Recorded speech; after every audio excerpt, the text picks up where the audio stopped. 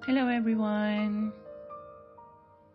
Siguro magtataka kayo kasi happy naman kami. Pero bakit break up yung topic ko? Bakit kasi may mga time na ang tagal na nilang magkasintahan o ang tagal nilang mag-asawa pero dumarating sa point na kailangang maghiwalay? Alam niyo yung ganong pakiramdam na ang haba ng pinagsamahan niyo?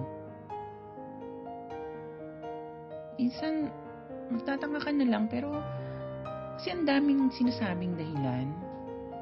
May mga itinuturo nila na dahilan na bakit kailangan pang maghiwalay ng mga mag-asawa ng mga magkasintahan.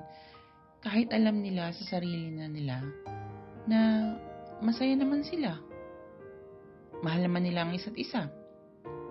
May mga pagkakataon siguro na talagang minsan kailangan nating lumaban o iniisip natin kaya natin. Kaya kailangan magpatuloy tayo. Patuloy tayo sa pagmamahal natin. Nasasaktan man tayo pero 'di ba? Kailangan din pa rin natin na lumaban. Pero minsan may mga pagkakataon siguro talaga na naiisip natin na nakakapagod na. May mga rason na fall out of love, need some space, o hindi na nag-work. Yung mga ganong dahilan na napakasimple, pero nauuwi sa hiwalayan.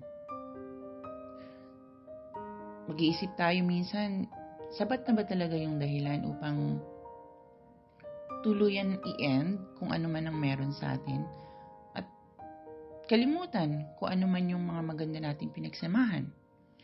Kaya kayo po dyan mga kahugot, ano sa palagay nyo na sa kabila ng pinakita at pinaramdam yung pagmamahal, magkakahiwalay pa rin sa bandang huli?